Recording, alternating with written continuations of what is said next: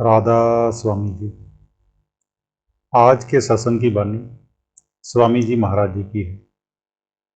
सत्संग के वचन, शब्दारस तो ही पिलावें, जमपुर से फेर बचावें। जब आप 6 चक्रों से ऊपर चढ़ो, आपके अंदर अमृत बरसता है, उसे पियो। फिर अंदर नाम हो रहा है, उसे बांगे आसमानी कहो, जहाँ इसमें आजम। वेद उसे नाद कहते हैं, ऋषि मुनि आकाशवाणी और गुरु नानक साहब शब्द और गुरबानी कहते हैं। वह शक्ति है, सारे खंडों ब्रह्मांडों के जानों की जान है। जब आत्मा उसके साथ जुड़ गई तो शांति आ गई, प्रेम और प्यार आ गया। ये दौलत सतगुरु के मिलने से हासिल हुई। जब मौत आती है तो जमदूत प्राण निकाले या सतगुरु निकाले, मगर जब किसी प्रेमी सत्संग की मौत होती है तो सतगुरु आता है, जमदूत नहीं आते। और ना उसे धर्मराय के दरबार में जाकर हिसाब देना पड़ता है। पापों को उतारने की 2 ही तरकीबें हैं, जहां कमाई करनी, जहां सतगुरु की दया। मैंने ऐसे बहुत से वाकयात देखे और सुने हैं कि प्रेमी सत्संगियों की मौत के वक्त सतगुरु आता है और साथ ले जाता है। जहां तक रिपोर्ट मिली है कि कई औरतों के साल साल भर के बच्चे हैं, जब मौत का पैगाम आया तो उन्होंने दूध पिलाना बंद कर दिया। सास कहती है कि बच्चे को दूध पिला और सतगुरु के आगे अर्ज कर कि तुझे 1 साल के लिए छोड़ जाए, तेरा बच्चा सियाना हो जाए, मगर वे नहीं मानती। उनका प्यार सतगुरु के साथ जुड़ा होता है। एक दफा जब बाबा जी गांव गए, भाई बाण सिंह और भाई करतार सिंह दोनों पाठी साथ थे। वहां एक सत्संगी शरीर छोड़ने लगा तो बाबा जी ने पाठियों से कहा कि आप जाओ और जाकर देखो कि सतगुरु आता है या नहीं। वह नाम ही है जो मोह को काटता है। वह नाम ही है जिसे पाकर ना काम रहता है, ना क्रोध, ना लोभ, ना मोह और ना अहंकार। नाम ऐसी दवाई है जो सभी बीमारियों को दूर करती है। नाम वाले को धर्मराय के दरबार में नहीं जाना पड़ता, सतगुरु उसे जाने नहीं देते। यही तुलसी साहब कहते हैं, सोना काई नहीं लगे, लोहा गुण नहीं खाए, बुरा भला जो गुरु भक्त कभू नरक ना जाए। सतगुरु मदद करता है बशर्ते कि शिष्य कुछ कमाई करे और मन इंद्रियों के अधीन ना हो। हाँ, वे पाठी गए और जब उस सत्संगी की मौत का समय आया तो उसने कहा कि सतगुरु आ गए हैं और कहते हैं हम तुझे इतने बजे ले जाएंगे। एक सत्संगी बाबा जी से पूछते हैं, हजूर, जब मेरी स्त्री मरने लगी तो पास में गैर सत्संगी थे, हमने उन्हें बाहर निकाल दिया और वह बड़ी खुशी के साथ सतगुरु के आने की बातें करती रहेंगी। तो महाराज जी जवाब देते हैं, जब सत्संगी मरने लगे किसी गैर सत्संगी को अंदर ना आने दो, नहीं तो वह चुपचाप चला जाएगा, बताकर कुछ नहीं जाएगा। मेरा अपना तजर्बा है, मेरे पास सैकड़ों हजारों चिट्ठियां आ चुकी हैं और आती रहती हैं। ये बाबा जी कह रहे हैं, जो शिष्य नहीं जपते सतगुरु उन्हें भी जमदूतों के हवाले नहीं करता। अगर जमदूतों के साथ ही जाना है तो हम ऐसे सतगुरु को दूर से ही सलाम करते हैं। बाकी जो नाम से खाली हैं उन्हें लेने के लिए जमदूत आते हैं और धर्मराय के दरबार में ले जाते हैं। वहां पर उनका हिसाब होता है और कर्मों के मुताबिक उन्हें नरकों या जोनियों में डाला जाता है। मगर जिस तरह करोड़ों मन लकड़ियों को जलाने के लिए आग की एक चिंगारी ही काफी है, इसी तरह नाम का एक कण करोड़ों पापों का नाश करता है। राम सिंह डोगरा जी बाबा जी से पूछते हैं, हजूर, ताजा वाकया है, चलेट की एक बीबी को नाम नहीं मिला था, उसने सिर्फ दर्शन ही किए थे। उसने मरने से पहले बता दिया कि सतगुरु आ गए हैं और मैं जाती हूं। तो महाराज जी जवाब देते हैं, जब ये अब पहाड़ का जिक्र है, सतगुरु अपने शिष्यों को क्या, प्रेमियों को भी जमदूतों के हवाले नहीं करता।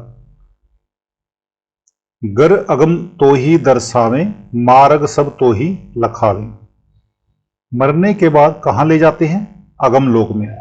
और फिर वह ये तो नहीं कहते कि अकेला जा, बल्कि हर मंजिल पर हमारे साथ होते हैं।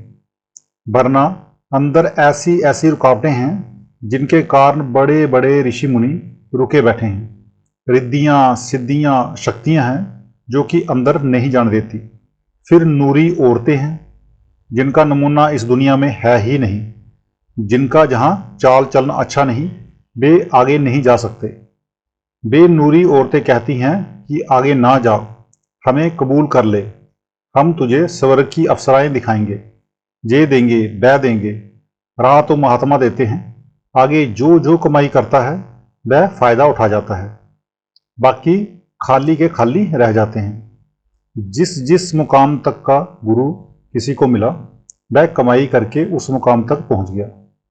जो अभ्यास करते हैं वे देखते हैं, वे पिछले महात्मा और उनके सेवक सारे राह में मिलते हैं और बातचीत करते हैं। अंदर सतगुरु साथ होकर हमें नूरी देशों से पार लंघाता है। अगर सतगुरु साथ ना हो तो हम जा ही नहीं सकते। बड़े बड़े ऋषि मुनि जिनकी किताबें दुनिया में मशहूर हैं, रास्ते में रुके बैठे हैं। संत कहते हैं, अंदर चलो और खुद जाकर देखो। सतगुरु हर मंजिल पर शिष्य के साथ हैं, पर कब? जब ये अपने आप को उनके हवाले कर दे। मगर मन हमें उनके हवाले होने नहीं देता। हमारा दुश्मन कौन है? मन। जन्मों जन्मों से मन का दीन ईमान दुनिया है। सारा झगड़ा इसी का है। घाटी मुश्किल है, मन अंदर जाने नहीं देता, बड़ा भारी दुख है। जो संगत उनकी करते, सो जग से कभी ना डरते। जब ये पर्दा खोलकर सतगुरु को प्रत्यक्ष करके रूहानी मंजिलों पर जाता है, तो उसे प्रतीत होता है कि अंदर जो कुछ है वह सच है और बाहर सब कुछ फना है। ऐसे ही लोगों को बाहर की दुनिया का क्या डर है? कोई नहीं। वे देखते हैं कि दुनिया में जो कुछ कहती है बिल्कुल गलत है। अक्सर महात्माओं के साथ ऐसे वाकयात हुए हैं। राजा पीपा क्षत्रिय राजपूत था। उसे शौक पैदा हुआ कि किसी कमाई वाले महात्मा से मिलकर अपना जन्म सफल कर ले। उसने अमीरों वजीरों से पूछा कि क्या कोई ऐसा महात्मा है। वे कहने लगे कि कबीर साहब को तो चोला छोड़े काफी समय हो गया है। उनके शिष्य रविदास जी हैं और कमाई वाले महात्मा हैं। राजा सोचता है कि अगर उसके पास जाता हूं तो प्रजा बिगड़ जाएगी। वह कहे कि राजा जूता गाड़ने वाले के पास गया है, पर जाना भी जरूरी है। आखिर ये फैसला किया कि उस वक्त जाया जाए जिस वक्त कोई ना देखे। इत्तेफाक से ऐसा मौका मिल गया, कोई मेला था, सभी लोग गंगा स्नान को चले गए। राजा ना गया। उधर गुरु रविदास जी अपने घर में अकेले थे। राजा डरता डरता उनके पास गया और कहा कि गुरु जी नाम दे दो। उस वक्त गुरु रविदास जी चमड़ा भिगोने के कुंड में पानी भर रहे थे। उनके हाथ में मिट्टी का सकोरा था। उन्होंने राजा से कहा कि ले अमृत। अब महात्मा का रोग होता है, राजा इनकार कैसे करता? कहता है लाओ। जब गुरु रविदास जी ने उसकी अंजलि यानी ओक में अमृत डाल दिया तो उसने पानी पीने के बजाय दूसरी तरफ मुंह करके उसे कुर्ते की बाम के रास्ते बहा दिया और सोचने लगा कि इसने तो मेरा क्षत्रिय धर्म ही भ्रष्ट कर दिया। गुरु रविदास जी जानते थे कि उसने नहीं पिया, मगर चुप रहे।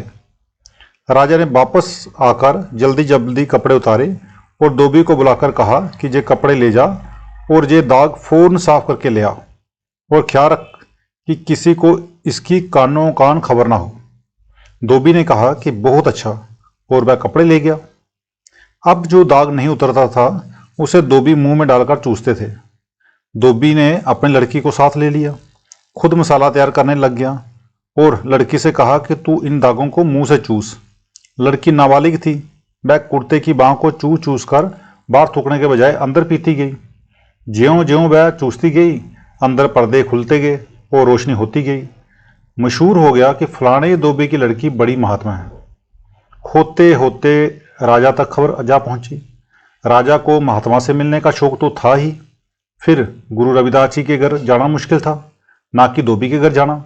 रात का वक्त था, धोबी के घर चला गया।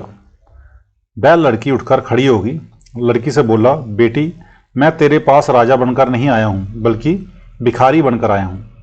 लड़की ने कहा, मैं आपको राजा समझकर आगे नहीं आई, बल्कि इसलिए कि मुझ पर जो भी कृपा हुई है वह आपकी हस्ती से हुई है। राजा ने हैरान होकर कहा कि मेरी हस्ती से? उसने कहा, हाँ, जो राज था वह आपके कुर्ते में था, मैंने उसे चूस लिया। अब राजा को ख्याल आया कि ये तो वह अमृत था जो गुरु रविदास जी ने दिया था। कहाँ तो उसे गंवाकर कहता है कि शुक्र है कि मैं बच गया। गुरु रविदास जी ने तो मेरा धर्म भ्रष्ट करने में कोई कसर नहीं छोड़ी थी, कहाँ अब कहता है कि धिक्कार है मुझे, धिक्कार है मेरे कुल को और धिक्कार है मेरे राज को। अब उसने लोग लाज की परवाह नहीं की, सीधा गुरु रविदास जी के पास चला गया और अर्ज की कि फिर से उसी कुंड का पानी दे दो। गुरु अमरदास जी ने कहा, अब वह नहीं मिल सकता, वह तो उसी समय के लिए था, वह कुंड का पानी नहीं था, वह सचखंड से लाया हुआ अमृत था। जब तू मेरे पास आया, मैंने सोचा कि ये एक क्षत्रिय राजा है, राज छोड़कर आया है, मैं इसे कुछ खास चीज दूं। अब नाम ले और उसकी कमाई कर। गुरु रविदास जी ने राजा पीपा को नाम दे दिया और उसने अच्छी कमाई की। राजा पीपा की बानी ग्रंथ साहिब में भी दर्ज है। तो आज का सत्संग इतना ही, मिलते हैं कल के सत्संग में। राधा स्वामी जी।